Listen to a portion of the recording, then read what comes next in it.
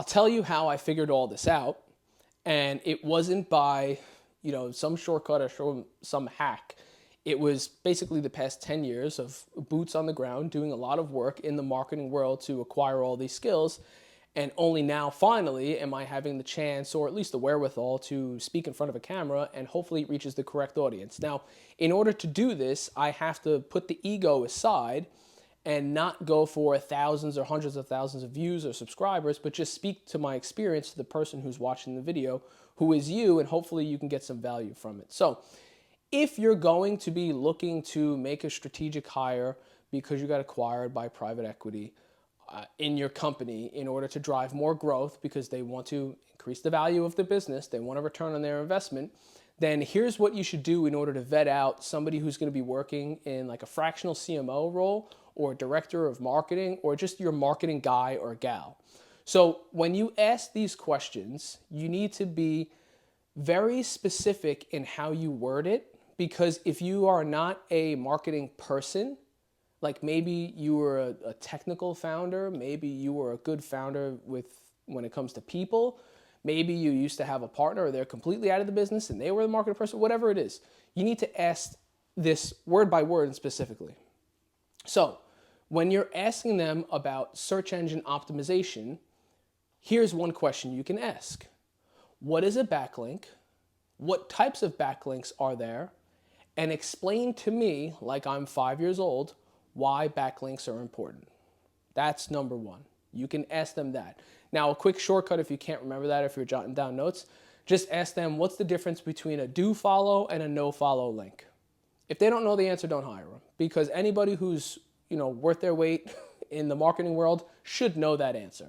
Now, that's in the SEO role. When it comes to the pay-per-click role, like paid advertising, specifically Google Ads, if you use a lot of Google Ads, then ask them this.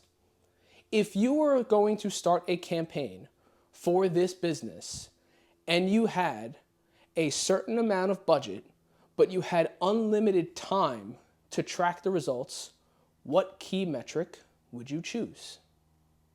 Now, the answer should be LTV, should be lifetime value, lifetime gross profit. It should be somewhere in that realm. It shouldn't be, I'll track the conversion rate, or I'll track the click-through rate, I'll track the view rate. Shouldn't be that. That's beginner level stuff. They should really be thinking from a strategic level on what drives growth and what gives a return on the investment for the advertising that's spent for the company. So it should be something in terms of LTV or, lifetime gross profit or something in regards to that. If it's not that question, it's a red flag.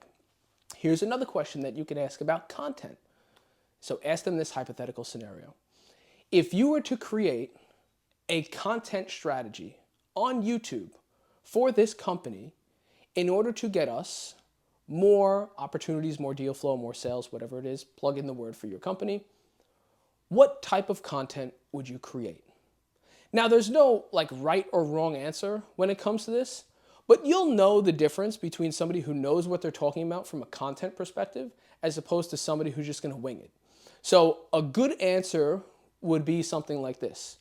Well, first what I would do is I would start a company branded channel and I would determine whether or not there's going to be some type of representative, some type of personal character, some type of faceless video. Is it going to entertain or educate the target audience? If it's going to entertain, then what type of person will I grab in order to perform these videos? If it's going to just educate, what type of contractor or subcontractor can I find to make faceless videos that educates the viewer?